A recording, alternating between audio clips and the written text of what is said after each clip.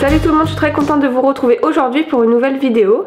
J'avais très envie de vous partager mes dernières lectures manga, puisque ces derniers temps j'ai beaucoup lu de manga. Je fais un petit peu une sorte de boulimie manga, et donc j'avais très envie de vous partager ce que j'avais pu lire.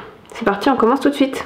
Alors la première saga que j'ai lue en manga, c'est Orange. Donc c'est une saga qui est assez connue dans le manga. Elle comporte 5 tomes. Donc c'est une jeune fille qui s'appelle Nao qui un matin reçoit une lettre de son futur en lui disant qu'il faut qu'elle sauve son ami Kakeru, enfin qui à la base n'est pas encore son ami, mais qu'elle va rencontrer un jeune homme qui s'appelle Kakeru, qu'il faut qu'elle le sauve, et surtout voilà, elle lui donne des missions. Dans cette lettre il y a des missions qui sont données pour pouvoir sauver son ami, et au fur et à mesure elle va devoir essayer de suivre ces missions pour faire changer son futur.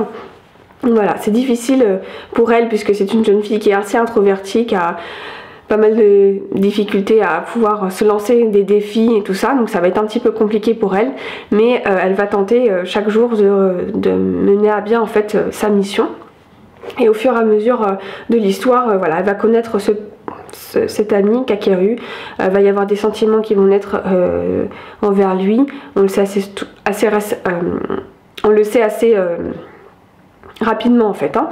Et puis voilà, avec sa bande d'amis, elle va essayer de tout faire pour sauver Kakeru, parce que en fait le passé, on voit le futur pardon de Nao, mais au fur et à mesure on voit ils sont très tristes. Ils regrettent énormément de ne pas avoir réussi à sauver en fait Kakeru, et du coup voilà, donc il y a tout un petit cheminement qui se met en place, toute une organisation pour essayer de sauver Kakeru. Donc voilà, on apprend vite pourquoi ce jeune homme est triste, pas bien, voilà, mal dans sa peau. On parle beaucoup de deuil dans ce livre, et donc voilà, c'est une histoire qui est à la fois très touchante, parfois difficile au niveau des sentiments amoureux, amicaux, mais aussi c'est une histoire qui a des côtés très drôles puisqu'il y a des passages qui sont assez marrants.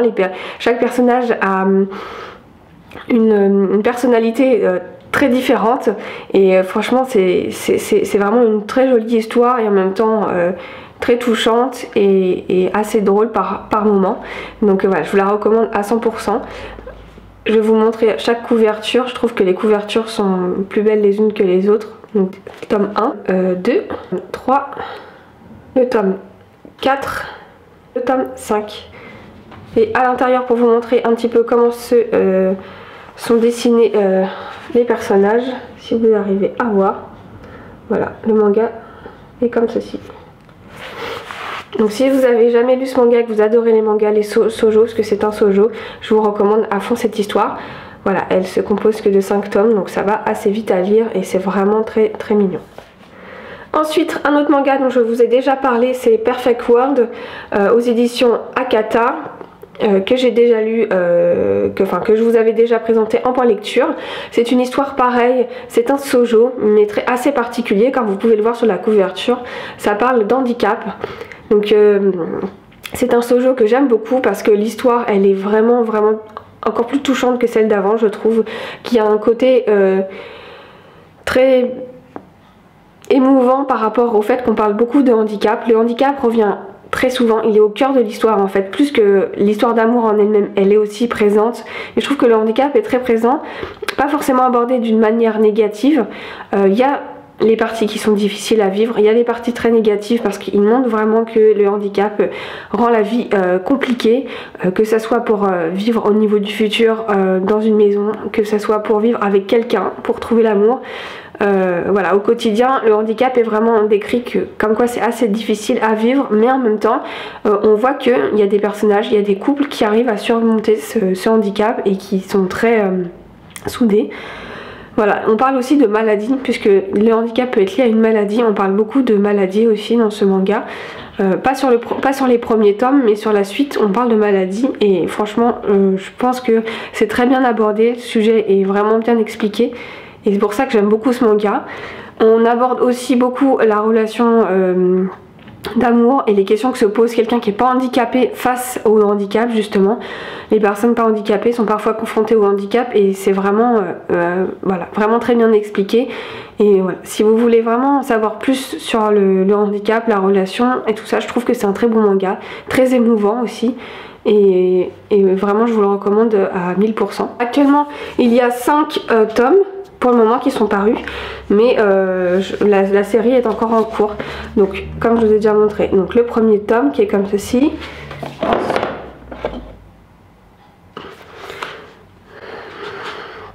Le deuxième tome, je trouve que les couvertures sont vraiment très jolies, un peu effet aquarelle et tout, j'aime beaucoup. Hop, celui-ci, pas mis dans l'ordre, celui-là et celui-ci. Un autre manga dont je vous ai déjà parlé, c'est Dr Ashura, que j'aime beaucoup. Alors parce que là ça parle du milieu médical, ça parle d'un hôpital au Japon, et je trouve que l'ambiance est très bien retranscrite. Donc c'est une jeune fille qui est dans le monde médical, qui est devenue médecin aux urgences d'un hôpital, donc je sais plus exactement du nom de l'hôpital. C'est un médecin qui veut absolument soigner tout le monde, qui pour elle... L'arrivée aux urgences, c'est son champ de bataille. Dès qu'il y a un patient, c'est une proie et elle veut absolument les soigner, quoi qu'il arrive. Elle est dans des situations les plus rocambolesques possibles. Elle se retrouve confrontée à plein de problèmes particuliers puisque elle n'est pas très bien acceptée au sein de son travail par ses supérieurs, puisqu'elle fait un peu les choses à sa sauce. Voilà, et il y a plein d'actions par rapport aussi à la clinique en elle-même. Il y a des enjeux politiques au sein de la clinique, et donc du coup voilà, c'est pour ça que l'histoire je l'aime beaucoup. Il y a, je vais vous montrer le personnage, un jeune médecin qui est arrivé avec elle aux urgences, qui lui est complètement dérouté, sait plus trop comment faire et tout, et c'est assez marrant de le voir évoluer au sein des urgences aussi. Et il y a le tome 2 qui est ici, voilà, pareil, hein, c'est un tome assez actif, il se passe pas mal d'actions dedans et j'aime beaucoup aussi. Et puis normalement il me semble qu'il y a le tome 3 qui va bientôt sortir. C'est vraiment une série hyper riche au niveau de l'action, il se passe énormément de choses. Je trouve que les dessins sont très bien faits, je vais vous montrer. Des fois on a les comment, vous voyez là, comme ça, et parfois on a même, si j'arrive à vous trouver, on voit vraiment ce qui se passe, comment elle fait pour soigner quelqu'un. J'aimerais bien essayer de voir, vous voyez. Là il y a un endroit où on voit le cœur du... Et c'est très impressionnant, enfin je trouve que les dessins sont hyper bien réalistes et j'aime beaucoup. Voilà, donc je vous recommande à 100%. Ah, faut aimer, hein, parce que parfois les dessins, bon, c'est vrai qu'ils sont un peu trash. Il faut aimer le milieu médical, mais sinon c'est un très bon dessin. C'est un très bon manga et les dessins, moi je les aime beaucoup. Et ensuite le dernier manga que je voulais vous présenter, donc j'ai lu que le tome 1 il me semble, je crois, si je dis pas de bêtises. Il y a au moins 4 tomes de sortie. Et donc là c'est le Couvent des Damnés. Alors le Couvent des Damnés, c'est pas un shoujo, c'est aux éditions Glénat. Et donc là en fait on est au 16e siècle, on est au 16e siècle où en fait la jeune fille a un caractère un petit peu particulier. Ses parents vont vouloir se séparer d'elle et elle va se retrouver avec donc une autre dame qui fait un peu des potions, qui est considérée comme une sorcière. Et donc suite à ça, vu qu'elle est considérée comme une fille de sorcière, elle va être envoyée dans un couvent, ça s'appelle donc le Couvent des Damnés. Et ce couvent, ils vont leur apprendre à respecter certaines règles du catholicisme, voilà, de la religion catholique et tout ça, et ils vont devoir faire en sorte que elles aillent dans le droit chemin. Sauf que dans le couvent, c'est pas toujours que des choses très heureuses qui se passent. L'ambiance, le milieu, ils sont un peu manipulés, et donc du coup il va y avoir toute une enquête et tout un cheminement de réflexion de la jeune fille pour savoir qu'est-ce qui se passe, pourquoi c'est comme ça dans ce couvent. Et voilà, donc c'est une jeune fille qui va pas se laisser faire, qui va avoir une vengeance parce qu'on a tué la personne qu'elle considérait comme sa mère. Et donc du coup voilà, elle va se batailler par rapport à tout ça et essayer de percer le mystère du couvent. Donc pareil, là c'est un peu plus trash, vraiment il y a des scènes vraiment assez trash dans le... Voilà. des scènes voilà, qui sont un peu difficiles. Voilà. Donc là c'est assez compliqué. Il se passe pas mal de choses dans l'histoire. Je trouve que toutes les scènes, voilà, les dessins sont hyper graphiques et vraiment très détaillés. Il faut aimer, hein. Donc ça se passe pas dans l'époque d'aujourd'hui.